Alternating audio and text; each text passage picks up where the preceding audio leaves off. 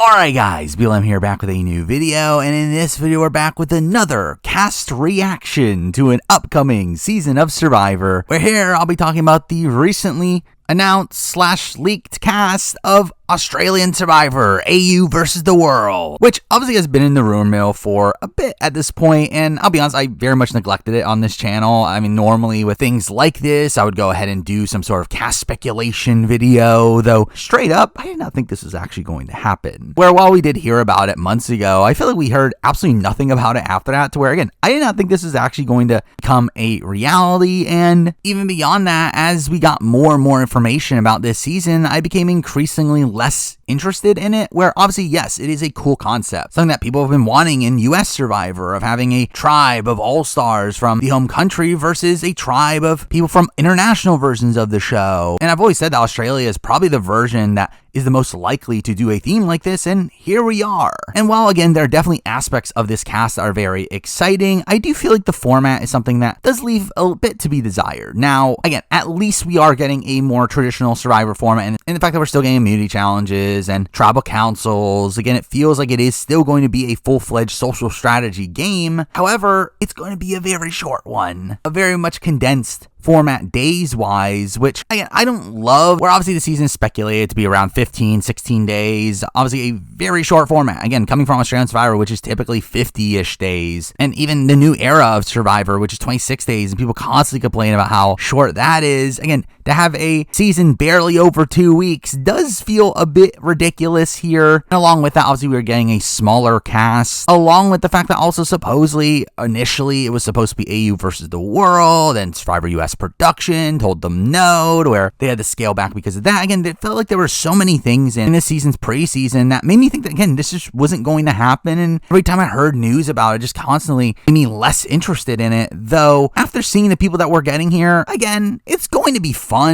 Maybe. Again, there's at least good names to be talking about here, even though, even within that, I do definitely have some criticisms here as well. Now, again, I'll be running through the entire rumored cast, though we do kind of have two separate groupings of this cast at this current point. Again, we have the officially confirmed people, where Paramount themselves will release a press release fully announcing this season, in which they announce 6 cast members that are being obviously very widely talked about online. However, there are other more leaked members of the cast who are not officially confirmed in any way. For typically, I would wait to make this video until someone like Redmond confirms the cast. However, I'll be honest, considering Redmond's wonky track record with Survivor 48, and there already being so many lists out there that have a lot of the same people on the cast, I'm just going to decide to just say, screw it, do it now. If the list I'm going by is wrong here, it is what it is. I'll talk about the cast eventually down the road anyway. Though again, the list I am utilizing here is one that did come from Reddit. I feel like it is seemingly the most reliable of the bunch. It is a list that does fully fit in line with all the other information that we've been hearing from Paramount themselves, along with just other names I've been hearing along the way, to where I do feel like this is the most reliable list. Now, at the same time, this list does have 16 people on it in comparison to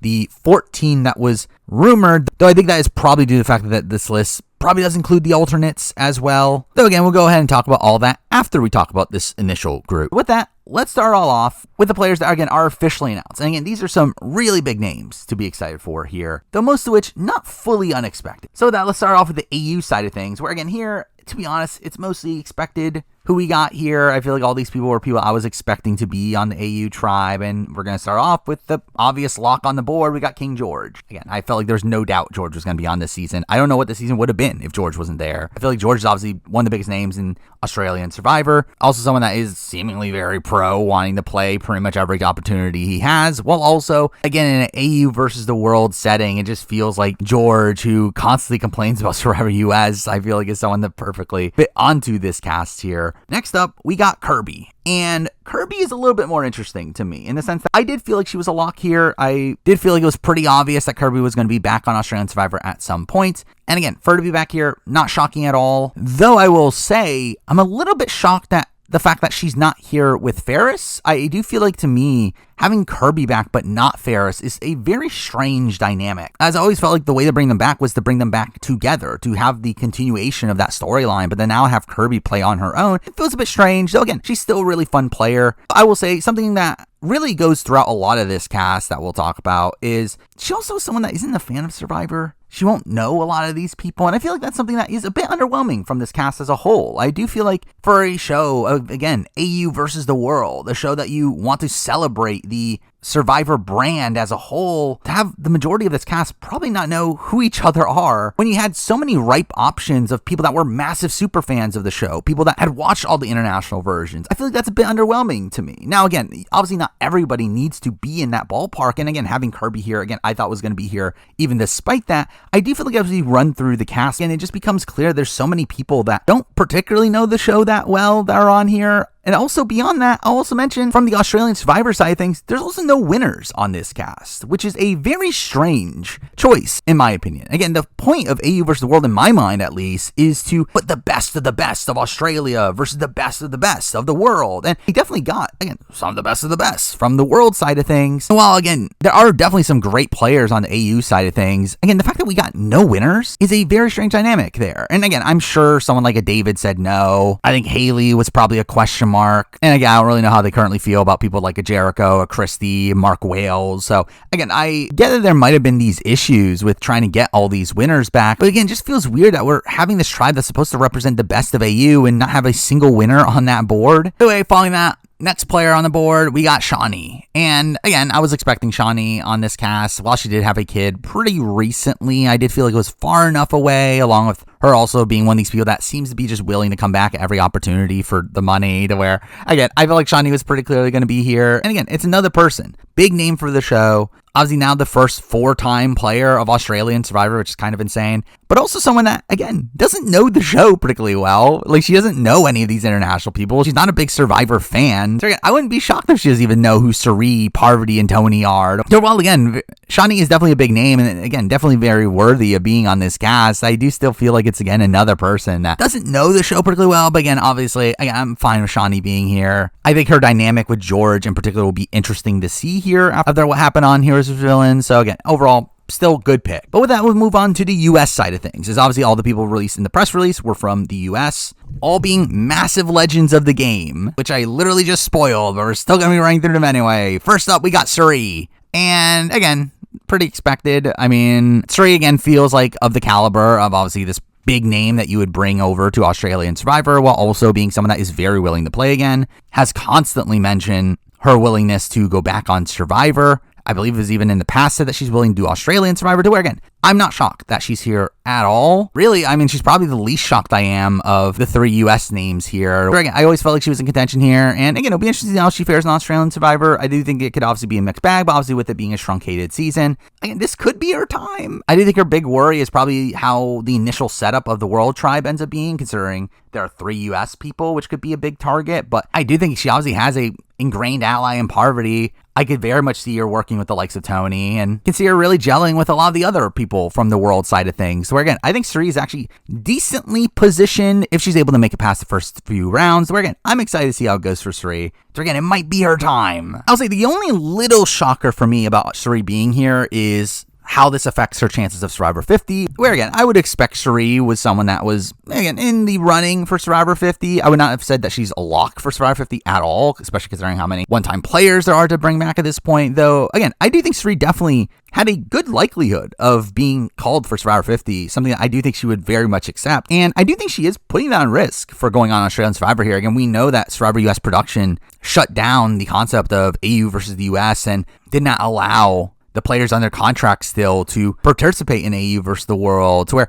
again, I would assume doing this will probably upset Survivor US production. To a while, again, I don't think it's this big damning thing for Suri long term of her potentially being brought back for, again, like Survivor 54 or Survivor 60. I do feel like for something like 50 in particular, this is probably not a great sign for her returning chances. Though, I mean, to be fair, she probably has a better chance here anyway. Now, beyond that, again, now we're getting to probably the person I was the most surprised by, and that is Parvati. Now, I feel like I'm personally more surprised by Parvati being on this cast than a lot of other people, where to be fair, I mean, Parvati had been in the rumor mill for AU versus the World, though I never fully believed it, largely because Parvati has constantly reiterated in numerous interviews, even this year in her exit press for the Traders, that she will never play Survivor again, that she had no interest in going back, at least to the US show, talking about how big of a target she is and how she'll just be voted out right away and she doesn't feel like it's worth the time and commitment, to where, again, I took that at face value. Now, to be fair, I still think that probably is still true with Survivor US. I do not expect Parvati to be back for something like Survivor 50 or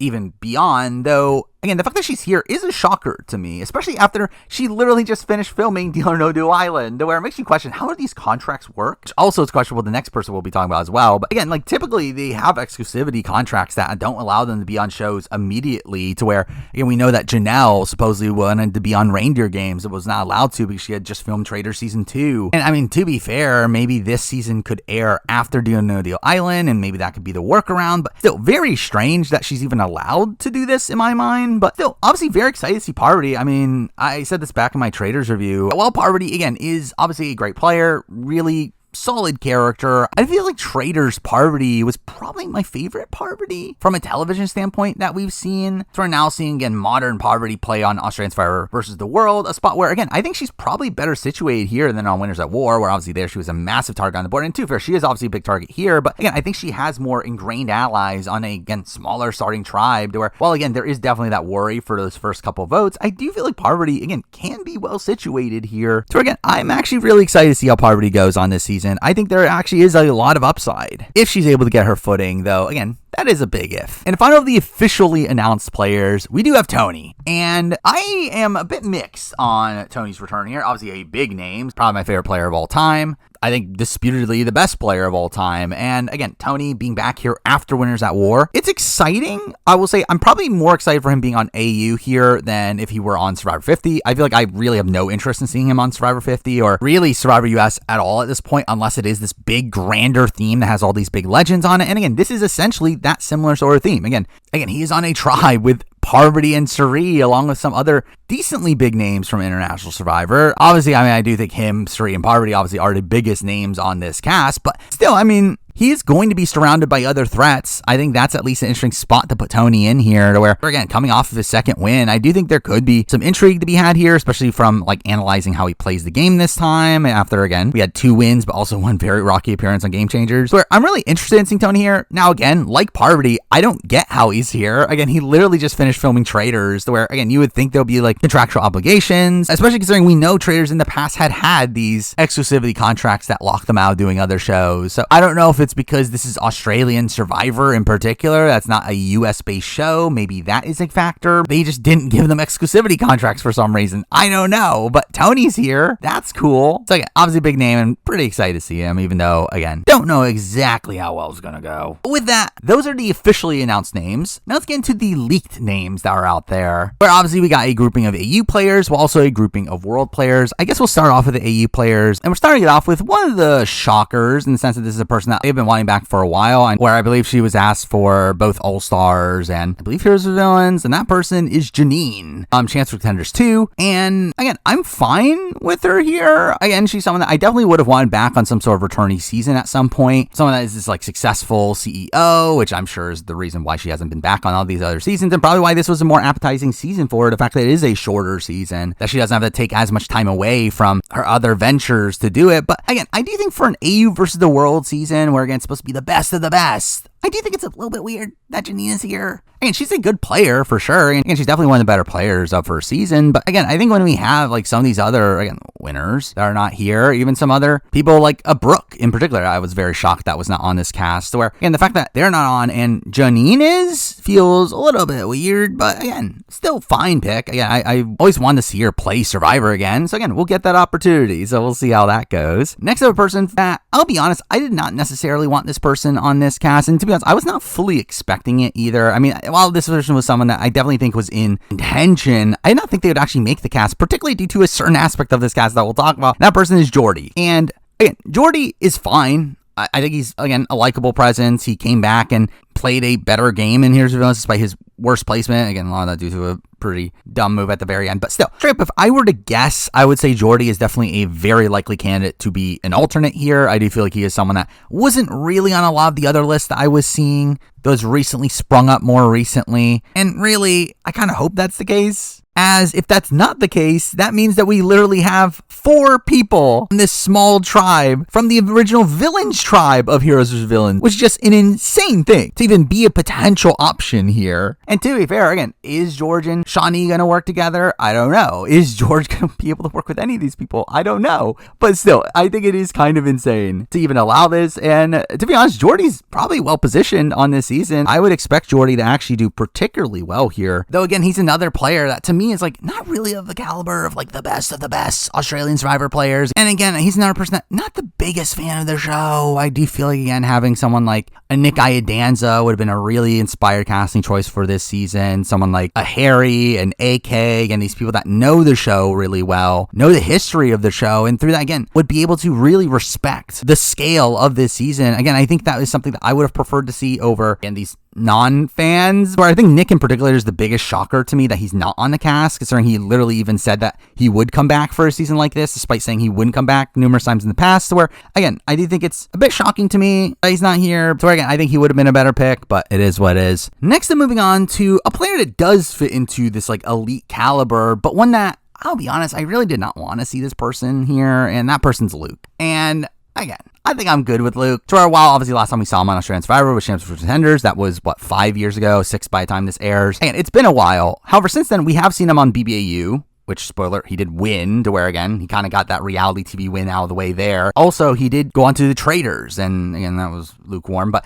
really, in general, I don't need to see Luke back. I do feel like Luke is someone that I just think is a very questionable person outside the show based on his terrible social media activity. And I feel like he's kind of gone off the deep end in recent years, to where I don't feel like Luke is like the type of person I would want to be supporting and constantly putting on these reality shows, but he's here. I mean, to be fair, he'll probably bring fun TV, and to be fair, he'll probably do well, but again, I don't particularly like him as a person, so I didn't really want him here, but whatever. Next up, another one of the shockers to me, again, another person in that Janine mold of someone that they've been wanting back, supposedly, and I would assume time has been a big issue in that, and the fact that they're here, again, not shocking in that light, though, again, another person, should they be on a tribe of the best from Australia? But either way, we got Sarah Talit. Now, I'll be excited to see her back, straight up. Again, another one of these people that hasn't been on all the lists that I've seen, to where I could very much see a spot where she is, again, an alternate. Though, again, if she is back here, I would be very excited to see her back in some capacity, as I do think she's a player that demonstrated a lot of potential on that season, though kind of messed it up for herself at the end. But again, I think she's a player that coming back here, I think has a lot of potential. However, why is she here?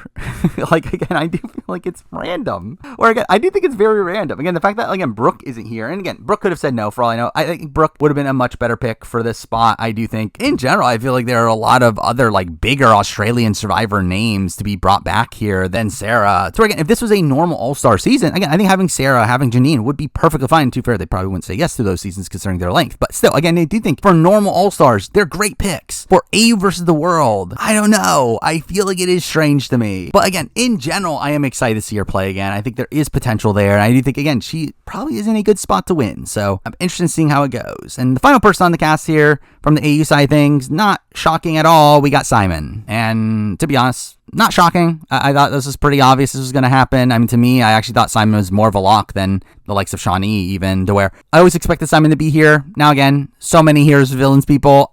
I feel like that's definitely a worry here. And I do think the likes of George and Simon are likely to work together, at least initially here, or at least attempt to, though. Again, there will be interesting dynamics in play here, to where, again, Simon being back here, again, is he amongst the best of the best Australian Survivor? Not necessarily, but he is a decently big name, and I do think having the continuation of his rivalry with George will be interesting to see, to where, again, I think he was a solid pick here. Now we get to the world side of things. We're obviously based on the official press release. We didn't know the countries that these people would be coming from, where we did hear about Survivor New Zealand, Survivor SA, and Survivor Norway, which is random. But I'll say within that, I am a bit shocked that no Survivor UK. I mean, UK literally just finished airing at the end of last year. You would think some of those people would have been very apt to play again, to where, considering the limited field, to where, again, you would have expected at least one person from Survivor UK on here, to where I was very disappointed at that. Where, again, it would have been amazing to see someone like Christopher on this season, but oh well. On that, also, again, random, there's a Survivor Norway person, and with that, we'll just get out of the way here. We got Ferdinand.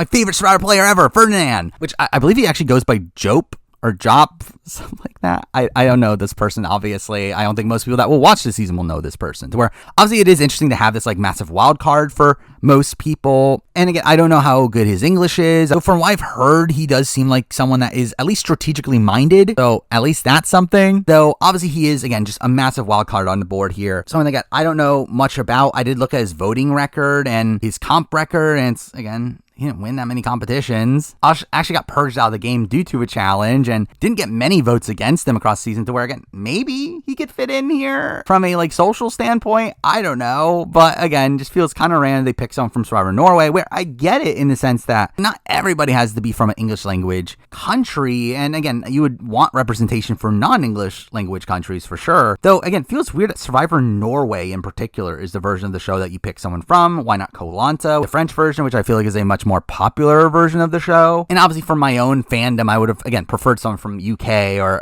another SA person. But again, it is what it is. And again, I do think it obviously adds to more of a representation of the entire world. Them obviously being the only, like, European representative. So again, I think it at least makes sense why they would cast someone from around that area in the world. But beyond that, let's get into people I actually do know. And I mean, I guess we'll just talk about New Zealand first, where we got a lot, shockingly amount. And again, another thing, why are there so many New Zealand people? I get it in the sense that obviously New Zealand is right next to Australia. It is very easy to fly them over. To where, again, I think it's relatively cheap to do so. But also, there were literally only 2 seasons in New Zealand. And even then, all the people here are from New Zealand and Thailand, season 2, to where you would think you would at least try to get somebody from New Zealand 1. Where, to be honest, I don't know who that person would be. But again, I do think having so many people from New Zealand 2 feels kind of ridiculous to me. And maybe it was a way to counter having so many US people, that they wanted to have this other big group that could be looked at as a threat. But also pretty likely, again, I assume one of these people is probably the alternate. With, again, I have a good assumption of who that person probably is if it is one of these people. To where, again, if that's not the case, then again, also feels like complete overboard to have 3 people from the same season on the same starting tribe. But either way, let's talk about the names here.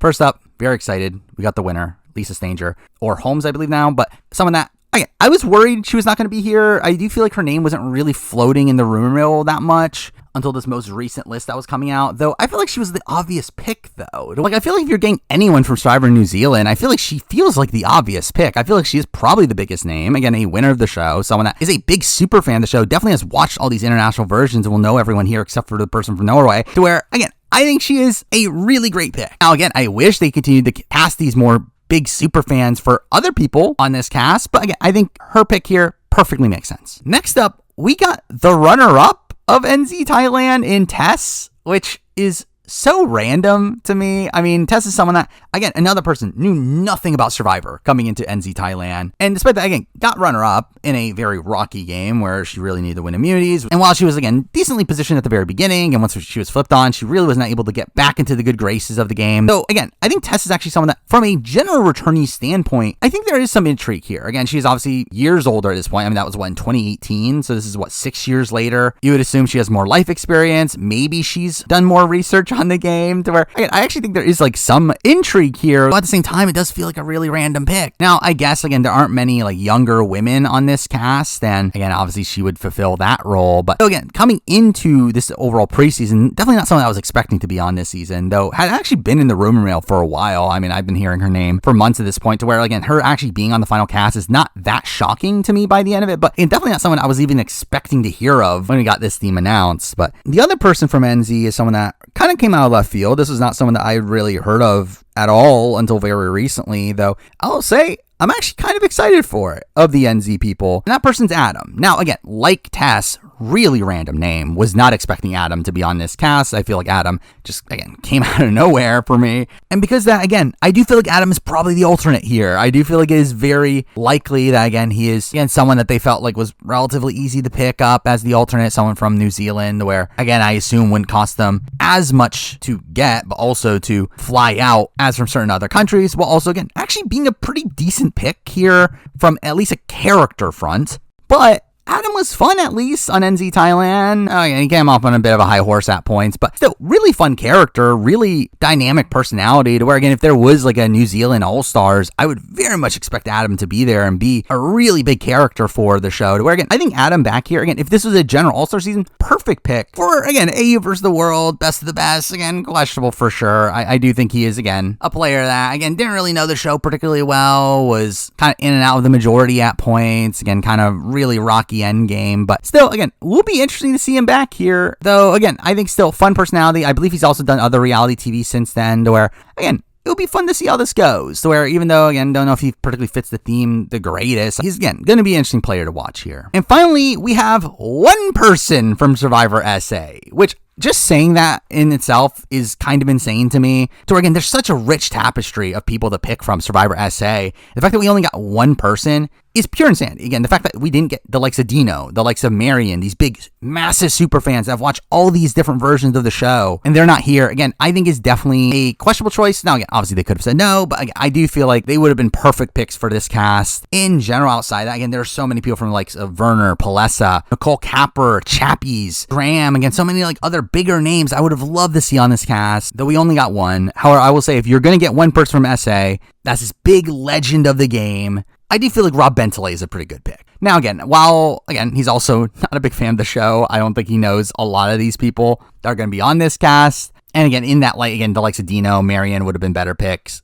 Rob Bentley is still someone that I am fascinated to see how he plays on this season. Rob Bentley, if you don't know, probably plays one of the best individual winning games in history of the show on Survivor SA, Island of Secrets, where he dominates the majority of the game with, again, a minor hiccup from a bad swap and, again, a little bit of a stretch towards the end game where his allies did consider taking him out. And again, a questionable final trial performance until his final speech. I do feel like, as a whole, Rob Bentley, very skilled for the game. Again, someone that is obviously a massive physical beast and someone that is going to do incredible in challenges, someone that has a very solid strategic mind for the game, to where while there's a little bit of a worry from him being a little honor bound, I do feel like, again, he is a very cutthroat player aside of his core group, and also socially, again, he's pretty well liked as well, where, again, I do think Rob Bentley is going to be a force on this season, and I think it'll be really interesting to see how it goes. I think it'll be really interesting to see where he stands up against, again, the likes of a Tony, Sari, Parvati, but while I do think, again, this world tribe is a little bit lacking from my point of view with certain people on this cast from, again, a pure gameplay perspective, I still think seeing the likes of, again, Sari, Parvati, Tony, Rob Bentley, Lisa Stanger, again, those five in particular, I think are players that, again, are amongst the best of the best, and seeing them actually have the face-off here on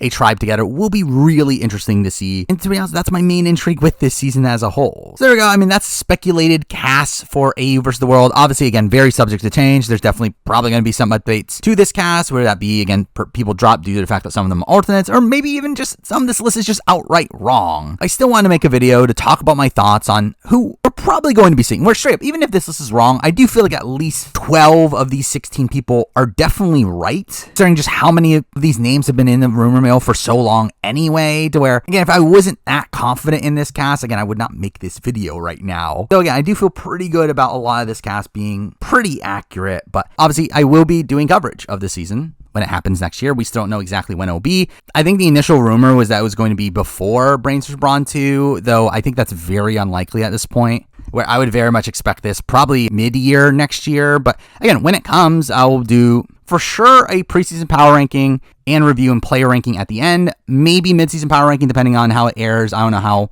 many episodes we're going to get, but maybe that. Beyond that, obviously, I will be back for Australian Survivor Brains vs. Brawn, which did get officially announced for February, where obviously I'll do the typical coverage for that next year. Beyond that, obviously, for this year, we have Survivor 47, we got BB26, we got Challenge Battle of the Eras, I guess, that I'm doing videos on, so expect those things. But for now, that is the video. Thank you for watching.